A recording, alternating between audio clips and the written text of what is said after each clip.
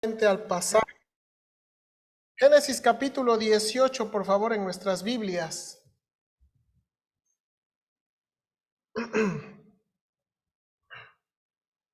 Ok. Voy a intentar predicar, pero si noto que se me está durmiendo, lo voy a convertir en clase. Bueno, ¿sí? Yo los quiero ayudar, yo traigo también gripas, es que no ando así como que, ¿verdad? Entonces, pero sí, queremos aprender de este pasaje. Génesis capítulo 18. Vamos a orar, hermanos, por favor. Señor, te doy gracias y te pido que tú me ayudes en esta mañana para poder enseñar y predicar bien este pasaje. Y especialmente, Señor, anoche que estaba yo preparando y terminando, me pegó mucho la aplicación y es parte también de lo que mi esposa me comentaba sobre lo importante de educar nuestras familias y que nuestras iglesias sean iglesias que en verdad te amen de todo tu corazón. De todo su corazón, perdón. Bendíceme, dame gracia, ayúdame a explicar bien este pasaje y especialmente ir a la aplicación que creo que este pasaje nos sugiere, Señor, por favor. Bendícenos, danos gracia en Cristo Jesús. Amén. Ok, bien, hermanos, tenemos en este pasaje de Génesis capítulo 18, tenemos dos escenas grandes. Si usted notó en la lectura bíblica, la primera escena va del versículo 1 al versículo 15.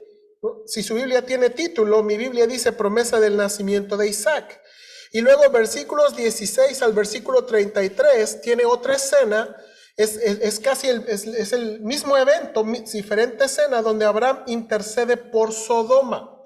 Este capítulo tan largo, hermanos, trata de llevar nuestra atención para recordarnos por qué Dios quería darle un hijo y una gran descendencia a Abraham. Este capítulo, hermanos, de nuevo, quiere recordarnos cuál era el propósito de Dios en darle un hijo a Abraham, cuál era el propósito de Dios de darle una descendencia a Abraham, o sea, ¿qué ganaba Dios? O cómo es su plan iba a cumplirse dándole un hijo a Abraham. Y hermanos, eso me hace pensar, la aplicación para nosotros, quiero presentarle en tres preguntas, o quiero hacer tres preguntas para que pensamos junto con lo que vamos a ver en este pasaje. ¿Realmente necesita haber cristianos en el mundo?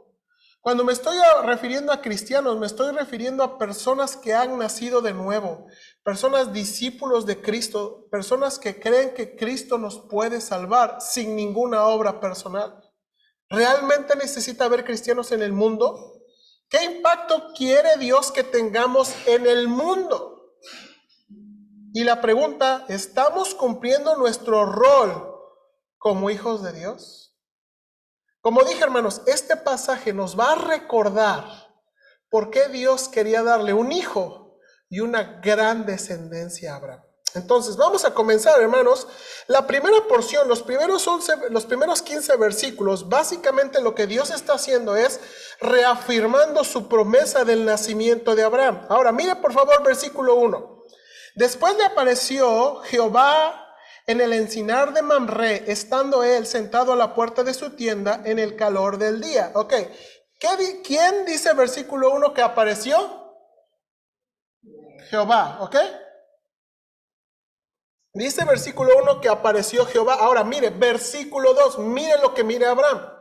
Y alzando sus ojos y miró, he aquí, tres varones. A ver. Dice el versículo 1 que era Jehová o Yahweh, y dice el versículo 2 y 3 que cuando Abraham alza sus ojos ve tres varones, ¿sí o no? Ahora mira el versículo 3, y dijo, Señor, si ahora he hallado gracia en tus ojos, te ruego que no pases de tu siervo, o que no te vayas de largo, quiere decirle. Entonces, ahora note aquí, dice el versículo 1 que Yahweh se presenta o Jehová se presenta. Dice el versículo número 2 que son tres. Y dice el versículo 3, a uno de ellos se le llama ¿qué? ¿O cómo se refiere a Abraham? Señor. Ok, ¿no se le hace enigmático esta escena? A ver, ¿era Dios o no era Dios? Dice primero que era Dios y luego Abraham ve tres y uno de ellos es Señor, o la palabra hebrea Adonai. Entonces, bueno, vamos a ver un poquito más de estas visitas y estos tres personajes enigmáticos. Versículo 3 al 5, lo que hace Abraham es que quiere ser un buen hospedador. Dice, Señor, mira, te ruego que no pases de tu siervo, te ruego que no sigas tu camino, que traiga ahora un poco de agua y lavad vuestros pies y recostados debajo de un árbol, y traeré un bocado de pan y sustentad vuestro corazón y después pasaréis, pues por eso habéis pasado, ¿verdad? Y ellos dijeron, así es como has dicho. Y los siguientes versículos, ¿verdad?, nos enseñan cómo va a haber, ¿verdad?, cómo Abraham hace los preparativos, toma un cabrito. Pues es como, usted puede imaginar una familia mexicana, ¿verdad? Llega a visitas y pues a ver qué hacemos, ¿verdad? Échale agua a los frijoles, vete por un pancito, un café con pan que nunca falta, ¿verdad? Bueno, es lo que está pasando aquí. Ahora, hermanos, lo interesante es que Génesis capítulo 18 va a ser paralelo a Génesis capítulo 19. En Génesis capítulo 18 están viniendo tres personas a pasar junto a la casa de Abraham. En Génesis capítulo 19 ya no van a ser tres, van a ser dos personas de estas que están aquí y van, hermanos, a ir a la casa de Lot. Adivine qué, no lo vamos a ver hoy, pero la manera en cómo los trata es diferente. La manera como Abraham los trata y la manera como Lot los trata es muy diferente. Y esto es lo que quiere resaltar aquí el escritor Moisés. Cuando Abraham trata a estas tres personas, que por lo menos una de ellas es Dios, lo trata con mucho esmero. Cuando Lot trata a las otras dos personas, es un poco diferente.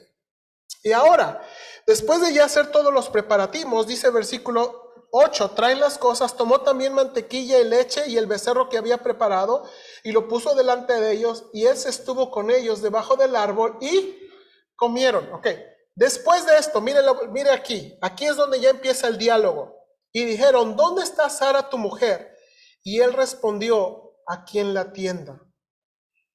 Mire, entonces dijo, de cierto volveré a ti, y según el tiempo de la vida, he aquí que Sara, tu mujer, tendrá un hijo. Y Sara escuchaba la puerta de la tienda que estaba detrás de él. Hermanos, según el tiempo de la vida. Cuando usted lee esa frase, ¿qué entiende? Según el tiempo de la vida. 9 meses. ¿Cuánto toma, verdad, de que un bebé se desarrolle en el vientre de la madre para poder nacer? 9 meses. Ok, ahora, esta no es la primera vez que Dios le dice eso a Abraham, ¿se acuerda? En el capítulo anterior, Dios le dice, al siguiente año. En el capítulo 17, Dios le dijo a Abraham, al siguiente año. Ahora en este capítulo, Dios le vuelve a reafirmar y le dice, según el tiempo de la vida. Y lo dice 2 veces, según el tiempo de la vida. Ahora, mire los comentarios que inserta Moisés. Versículo 11, este es el comentario que inserta el narrador. Y Abraham y Sara eran viejos y de edad avanzada. Y mire, y a Sara le había cesado ya la costumbre de las... Y yo creo que usted entiende eso, ¿verdad? Sara había dejado de tener la regla, ya no había ninguna esperanza en ese sentido que Sara pudiera ser madre. Y entonces, miren la respuesta de Sara, versículo 12, se rió pues Sara entre sí. Ahora, note esto, no dice que se carcajeó, ¿sí o no?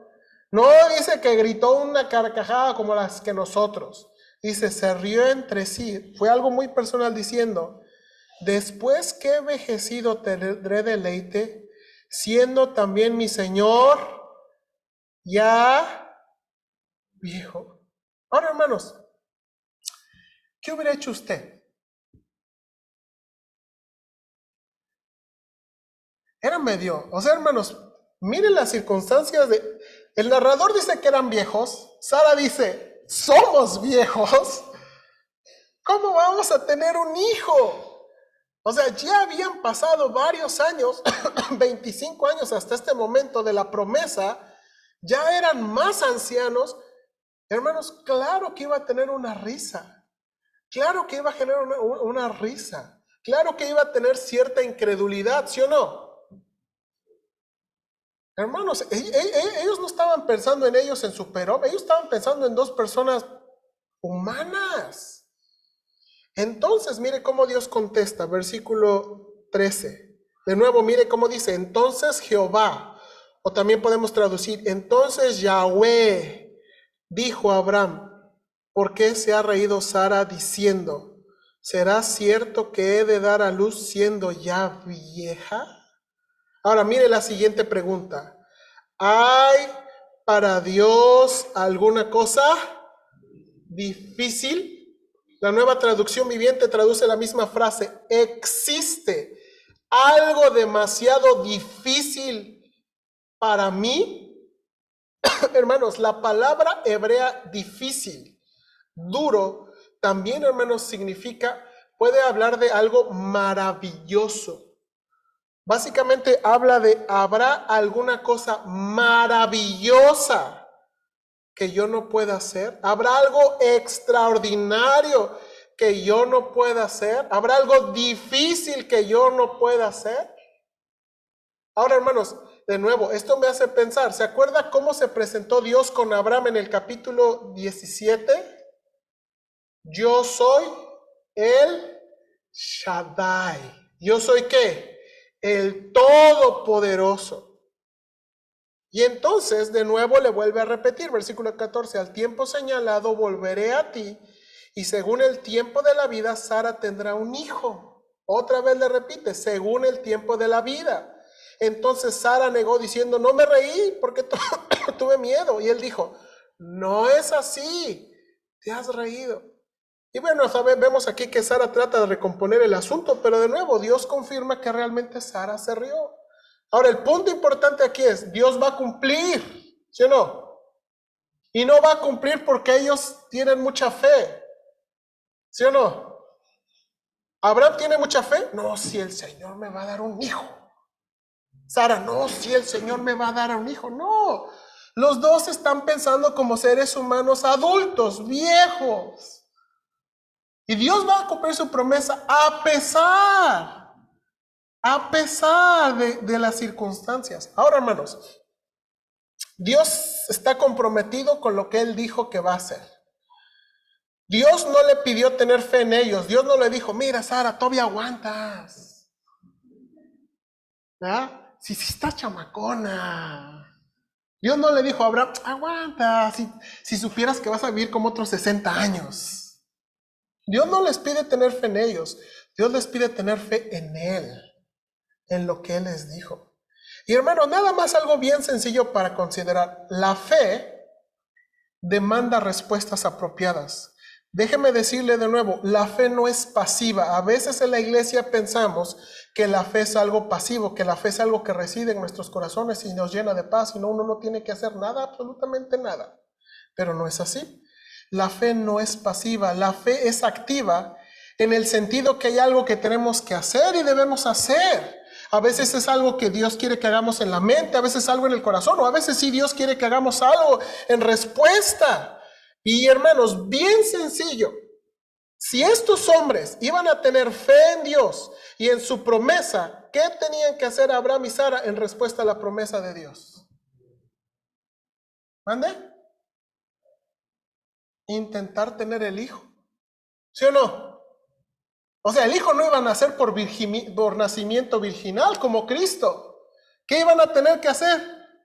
Intentar tener un hijo ellos.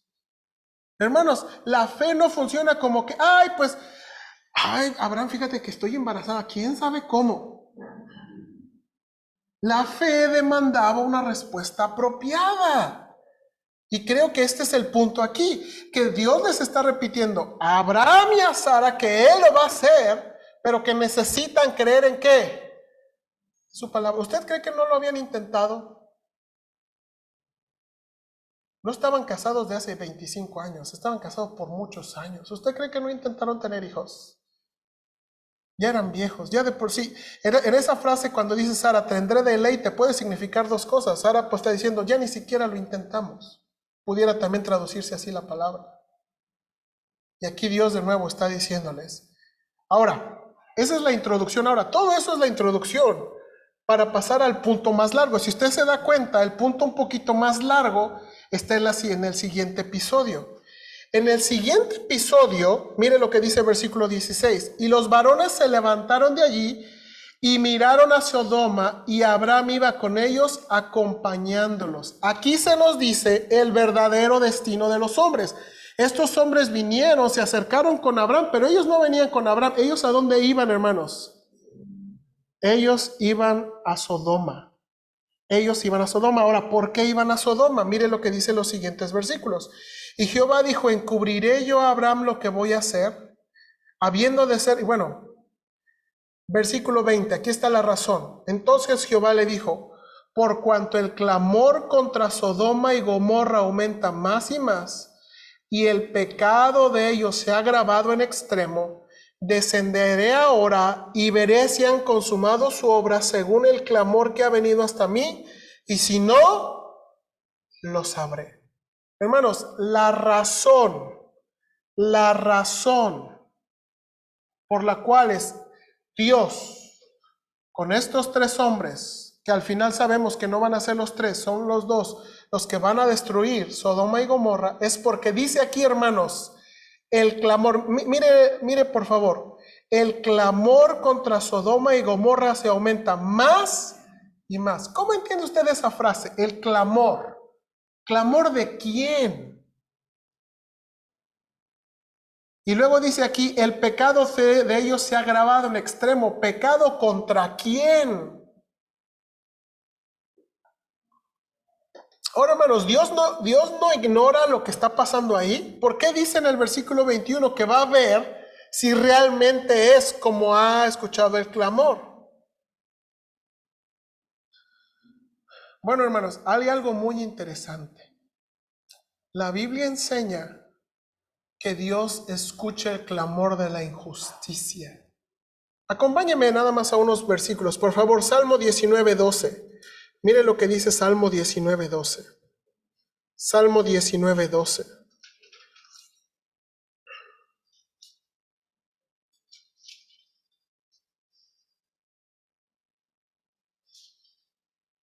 Ay, creo que no. Me equivoqué, este no era. A ver si es 9:12. Me equivoqué en la primera cita. Sí, es 9:12, perdón, no es 19:12, es 9:12. Salmo 9:12 dice, ¿por qué el que demanda la sangre se acordó de ellos? Y luego mire lo que dice esta siguiente declaración. No se olvidó del clamor de los que afligidos. No se olvidó del clamor de los afligidos. Ahora vaya a Job 34:28, atrás, un libro atrás, Job 34:28. Dice, haciendo venir delante de él el clamor del qué, del pobre, y que oiga el clamor de los qué, necesitados. Y tengo una otra lista larga, hermanos, de que cuando hay una injusticia, y los pobres se quejan y los necesitados se quejan, ese clamor, hermanos, sube delante de Dios. Y no nada más de parte de todos los pueblos, aún también de parte de los hijos de Dios. Deuteronomio, Nehemías y Habacuc nos va a enseñar, Dios también escucha a su pueblo. Hermanos, las injusticias, hermanos, Dios no es como los políticos que, pues, no pasa nada. Dios escucha las injusticias. Y algo está pasando tanto en Sodoma y Gomorra que Dios no lo puede ignorar. Hay algo tan malo que está pasando en Sodoma y Gomorra que Dios no lo puede ignorar. Y Él va a actuar. Y eso es lo que nos va a decir el capítulo 19. Ahora, hermanos, regrese por favor a Génesis 18. Regrese a Génesis 18.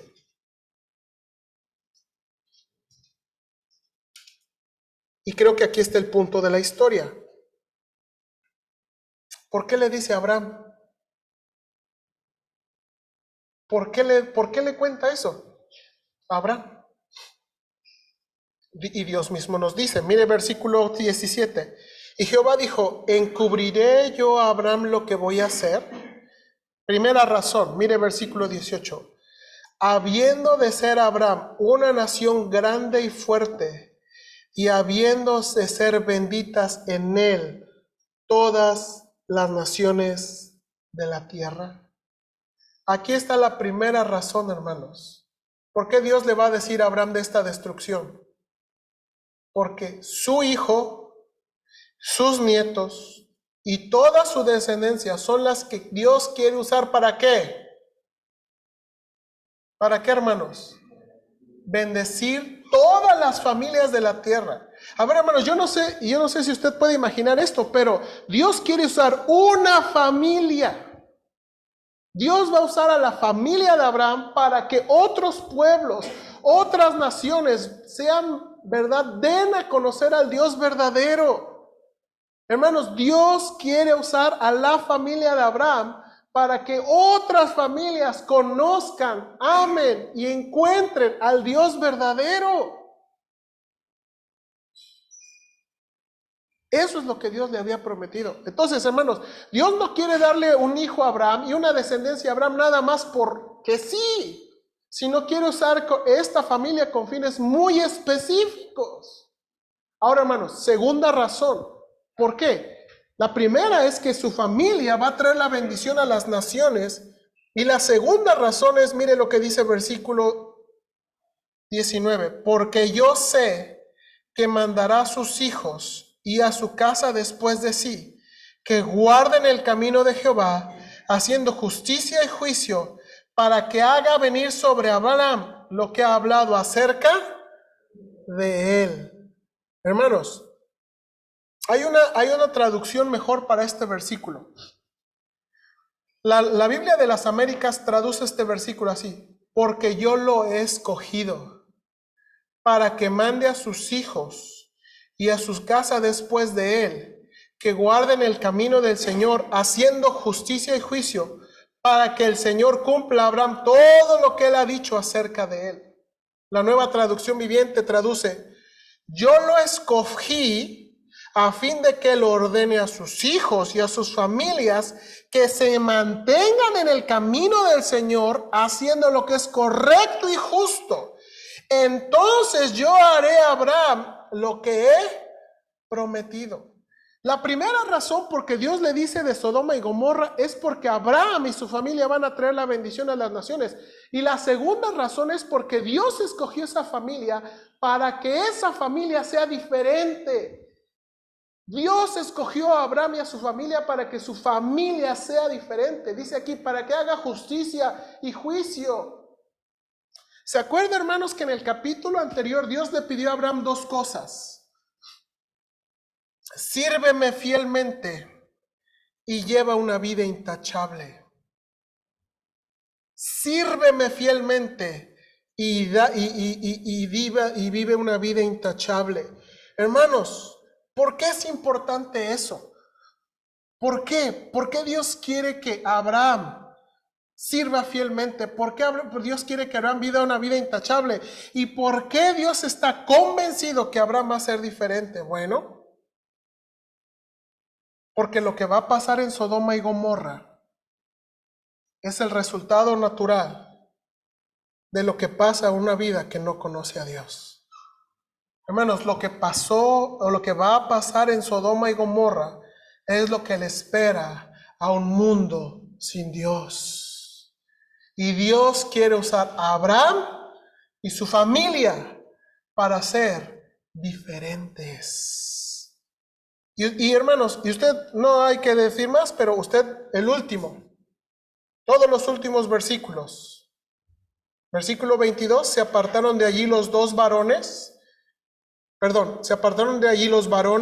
y fueron a Sodoma, pero Abraham estaba aún delante de ¿quién? Que por lo menos Abraham se quedó con Dios y los otros dos continúan. Y Abraham intercede por la ciudad. Ahora miren lo que hace Abraham. Señor, pensando Abraham, ¿quién vive allá en Sodoma? Ahí vive mi sobrino. Y Dios se va a echar el plato a esa ciudad. Oye, Señor, mira, yo sé que tú no vas a juzgar a todos parejos. O sea, Dios no es como nosotros, por uno la llevan todos. Así somos nosotros, ¿sí o no? Mis alumnos me dijeron hoy, esta mañana, ay, sí, por uno la van a llevar todos. Bueno, Dios no es así, y Abraham le dice, Señor, el juez de toda la tierra, ¿no debe hacer lo que es justo? Oye, Señor, ¿qué tal si hubiera 50? Y Dios dice, si hay 50, no destruyo la ciudad. ¿Y qué tal si Lot no fue buen ciudadano? Bueno, Señor, 45. 45 pues. Señor, 40. 40 pues. Señor, perdóname, yo sé que 30. 30 pues.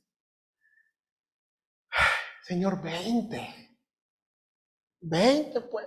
Ay, ya, Señor. 10. 10. Hermanos, ¿por qué llegó Abraham hasta 10? ¿Qué Lot, su esposa y sus hijos no tuvieron la capacidad de influenciar para bien? Pues la siguiente capítulo nos va a decir, hermanos, que Dios no encontró 10. Dios no encontró 10 justos. Dios no encontró 10 justos. Pero adivine qué, los que había, los rescató. Hermanos, Dios nunca va a juzgar y a condenar a los justos con los impíos. Dios nunca va a juzgar a los justos con los impíos. Ahora, eso no significa que no vamos a sufrir. Eso no significa, hermanos, que cuando haya desastres naturales, ay, sí, las casas de los cristianos no les va a pasar nada. No, no estamos diciendo eso. Pero Dios nunca va a juzgar en un juicio de esa magnitud los justos con los impíos. Ahora, hermanos, como le dije, este capítulo nos da de nuevo un vistazo por qué Dios quiere usar su familia, por qué Dios quiere usar la familia de Abraham. Bueno, porque su familia va a traer la bendición a las naciones y porque su familia va a ser diferente. Ahora, hermanos, con temor, quisiera presentar los siguientes casos para nuestra consideración y reflexión. Por favor, no quiero que me malinterpreten ni que piensen que estoy haciendo una evaluación desde el punto de vista de Dios. Ok, hermanos, lo que voy a decir es mi opinión y reflexión, ¿ok? ¿Sí? Es mi opinión y reflexión, no es como que el pastor dijo de parte de Dios, no. Yo estoy dándole mi opinión y reflexión. ¿Por qué?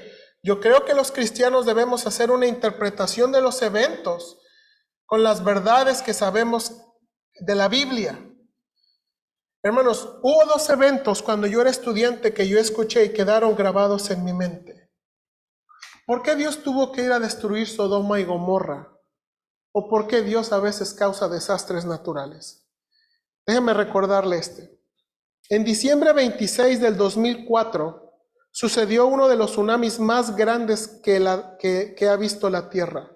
Según la BBC, el tsunami impactó 14 naciones, entre ellas Indonesia, Sri Lanka, India y Tailandia. El recuento, según este artículo de la BBC, fueron 200,000 muertos. De hecho, se produjo una película que describe cómo una familia sobrevivió a este tremendo desastre. ¿Alguien vio la película del tsunami? ¿Alguien vio la película? ¿Qué es lo que pasó, hermanos, en el 2004? Cuando vemos cosas así, creo que todos nos preguntamos por qué. Aunque nunca sabremos exactamente por qué, si estamos confiando en que Dios nunca permite un desastre de esta magnitud sin propósito, uno podría empezar a investigar el propósito. De nuevo, es una reflexión.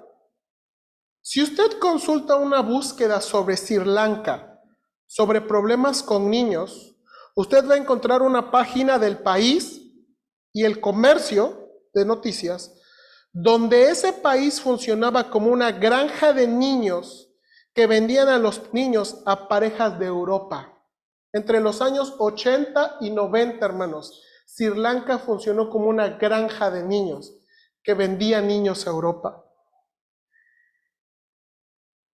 Asimismo, si usted busca, podrá encontrar un artículo escrito por un hombre llamado Edis Bucarons en una página de cátedra de la UNESCO, publicado en el servidor de la UNAM. En esta publicación el autor revela los siguientes datos. En Asia, los datos son más completos debido al trabajo de diversos grupos que actúan contra la explotación sexual de los niños.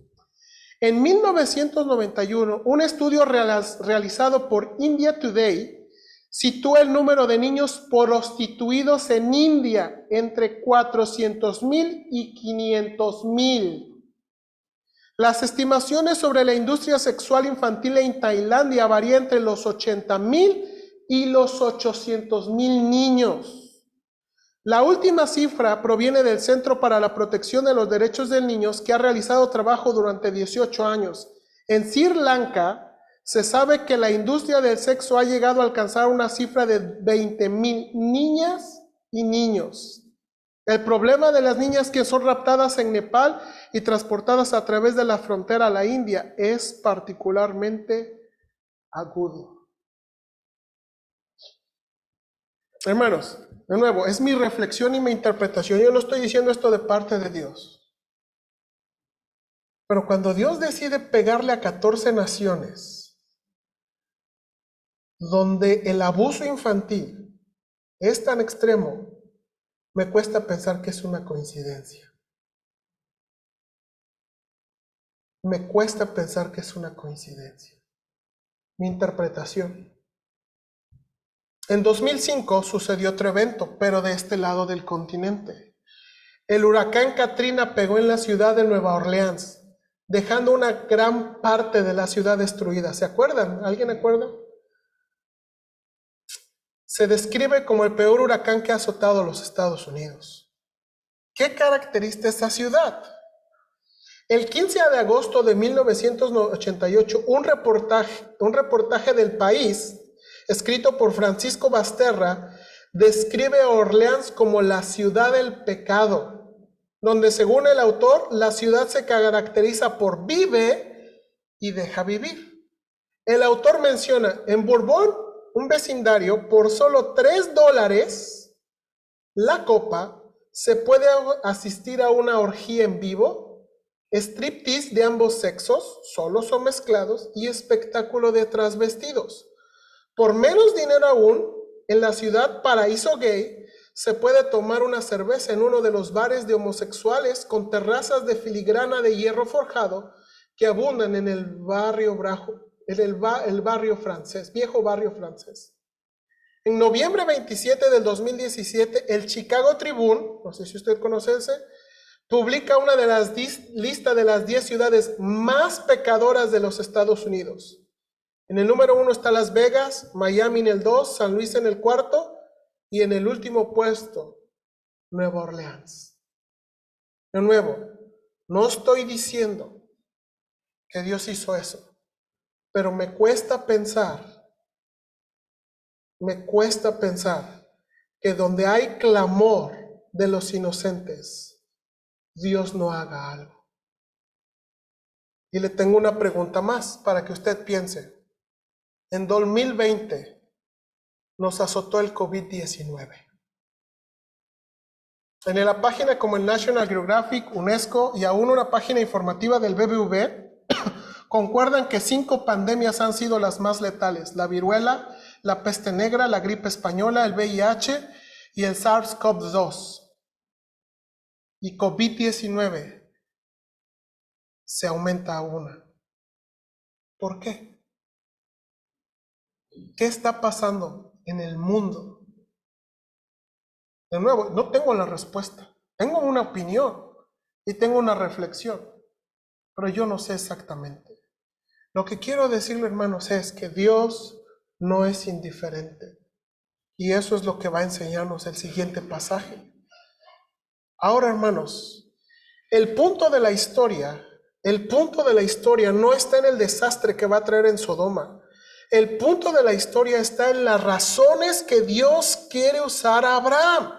La bendición de su familia a las naciones y la familia y cómo esta familia se comportará en la tierra haciendo justicia y juicio con el propósito que Dios cumpla todo lo que ha dicho Abraham. Ahora, hermanos, ¿qué es lo importante para nosotros? ¿Cómo esta historia nos ayuda? Yo no soy Abraham, yo no tengo las promesas de Abraham, pero sí somos cristianos, ¿sí o no? Y la Biblia dijo, y el Señor Jesucristo dice, vosotros sois ¿qué? La luz del mundo. Vosotros sois ¿qué? La sal de la tierra. Hermanos, la Biblia ha dicho que Dios quiere usar la iglesia de Cristo para enseñar y revelar al mundo de Dios. Sí, yo no soy judío, sí, yo no soy, pero ahora, en este tiempo, Dios ha dicho que quiere usar a los cristianos y a la iglesia de Dios para que el mundo conozca a Dios. Eso es lo que nos toca aquí ahorita. Ahora, hermanos, preguntas reflexivas. La primera pregunta es, si nosotros que somos padres de hijos chiquitos, estamos criando hijos para Dios, que van a caminar en su camino y vivir bajo los estándares de las Escrituras. Hermano, quiero decirle que estoy preocupado por mí, por mi familia. Hermanos, de nuevo, yo no quiero que piensen de mí como un pastor que todo le sale bien. Soy un pastor humano. Y a veces después de las 6 de la tarde, es más, después a veces de las 5 de la tarde, ya no crío hijos, maltrato hijos. Hermanos, algo que me afrenta constantemente es que soy un padre muy impaciente. Aún a veces como pastor soy un padre muy negligente. A veces mi hija me tiene que recordar, papá, ya son las 8, nos toca leer la Biblia. Porque yo no estoy pensando en eso. Yo puse la regla de que a las 8, si estamos en la casa, leemos la Biblia, 15 minutitos, rapidito. Yo puse la regla, pero yo ni me acuerdo de la regla. Tiene que venir mi hija y decirle, ya son las 8. ¿Y qué le digo? Yo soy el papá. No le tengo que decir gracias. Gracias. Hermanos, de veras, yo estoy preocupado por mí mismo. Y yo no sé si ustedes están preocupados, los que tienen hijos chicos. Yo quiero crear a mis hijos. Hermanos, yo estoy preocupado. Porque ahora como pastor yo escucho y yo veo que muchos buenos padres no criaron bien a sus hijos y sus hijos se fueron al mundo. Yo ahora veo, hermanos, y me duele mucho en el corazón que hay hijos de pastores e hijos de misioneros que adivine qué, no quieren nada con Dios. Y tengo miedo que eso me pase. Y de nuevo este pasaje me hace preguntarme a mí como padre de hijos chiquitos, me hace a mí como preguntarme como pastor de la iglesia, ¿qué es lo más importante? ¿Es realmente más importante que estudien, que tengan una carrera, que tengan estabilidad económica? Lo más importante es que mis hijos alguna vez me mantengan en mi vejez, que se hagan de honor y prestigio. ¿Es realmente más importante que ellos disfruten y logren y obtengan lo que nosotros soñamos y nunca podemos conseguir? Y si es así, hermanos, ¿a qué precio? Hermanos, en mi pobre evaluación y mi poca experiencia, opino que el problema de muchos cristianos es nuestra falta de lealtad a la Dios y la Biblia. Hermanos, junto con mucha ignorancia. Hermanos, a veces los cristianos tuvieron que decidir entre criar hijos fieles a Dios y pobres. Así pensaron algunos. Voy a criar hijos a Dios fieles y pobres o hijos ricos y mundanos. Pero yo creo que la Biblia nunca presenta esa opción. Creo que si la Biblia en verdad estuviera en nuestras mentes y corazones, entenderíamos que Dios no está peleado con el desarrollo de sus individuos, de los individuos, su economía y sus talentos. Hermanos, si en verdad estuviéramos bien impregnados de la Biblia, sabríamos que a Dios no le gusta la gente floja, la gente mediocre, la gente ignorante. Dios no se agrada de ellos. Dios no se agrada de los flojos. Dios no se agrada de ese tipo de personas. Pero a veces decidimos y pensamos que el enseñarles las verdades de la Biblia es una pérdida de tiempo. Hermanos, yo admiro a unos hombres que se llamaron los puritanos. Vivieron en Inglaterra y en los Estados Unidos. Un hermano que se llama G.A. Packer escribe un libro que se llama En busca de la santidad, una visión puritana de la vida cristiana, donde narra las áreas, hermanos, en que los puritanos eran un ejemplo. Me aguanta tantito, quiero leerle cómo eran estos hombres y por qué los admiro tanto. Packer escribe, ¿por qué necesitamos a los puritanos? Dice Packer, hay lecciones para nosotros en la integración de su vida diaria. Así como su cristianismo lo abarcaba todo, su vida era de una sola pieza. Hoy en día llamaríamos holístico su estilo de vida. Toda conciencia, actividad, disfrute, todo uso de las criaturas, desarrollo de poderes personales, creatividad se integraban en el único propósito de honrar al Señor, apreciando todos sus dones y haciendo todo en santidad para el Señor. Para ellos no había lo sagrado y lo secular. Toda la creación era sagrada, todas las actividades eran sagradas. Los puritanos eran prácticos. En la comunión con Dios, los puritanos, así como Jesucristo, era central. Las sagradas escrituras eran supremas. Buscaban vivir mediante la escritura como palabra de instrucción de Dios sobre las relaciones divino-humanas. Y aquí también fueron concienzudamente metódicos. Hermanos, los puritanos no eran fanáticos. No eran personas que se les decía algo y, ay, sí, pensaban, reflexionaban. Pensaban cómo eso se aplicaba a la vida. Siempre estaban pensando cómo ese conocimiento de Dios se aplica a la vida y a las circunstancias que vivo. Y esta es la que me impresiona mucho. No es exagerado decir que los puritanos crearon la familia cristiana en el mundo de habla inglesa. La ética puritana del matrimonio era buscar no una pareja a quien amar apasionadamente en este momento, sino a alguien a quien puedas amar constantemente como tu mejor amigo para toda la vida.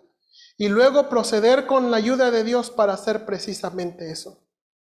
La ética puritana de la crianza era educar a los niños en el camino que debían seguir, cuidar junto de sus cuerpos y almas y educarlos para una vida adulta, sobria, piadosa y socialmente útil. Hermanos, los puritanos creían que los hijos debían engrandecer la cultura porque es el mandato de Dios. La ética puritana de la vida hogareña se basaba en el mantenimiento del orden, la cortesía y el culto familiar, la buena voluntad, la paciencia, la coherencia y una actitud alentadora que consideraban virtudes eternas. En una época de malestares rutinarios, medicina rutinaria sin analgésicos, duelos frecuentes, la mayoría de las familias perdían al menos tantos hijos como criaban. Una esperanza de vida promedio de poco de menos de 30 años y dificultades económicas para casi todos, excepto los príncipes mercantes y la nobleza terrateniente. En casa, los puritanos mostraron, para usar mi término sobrecargado, maduros, aceptando de manera realista las dificultades y decepciones como si vinieran de Dios, y negándose a dejarse intimidar o amargar por cualquiera de ellas. Además, fue en casa, en primera instancia, donde el laico puritano practicó la evangelización y el ministerio y se esforzó por hacer de su familia una iglesia. Y hermanos, el reto es si podemos ganar nuestros propios hijos.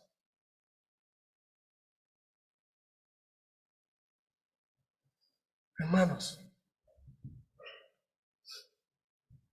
yo estoy preocupado por mí. Y estoy preocupado por ustedes.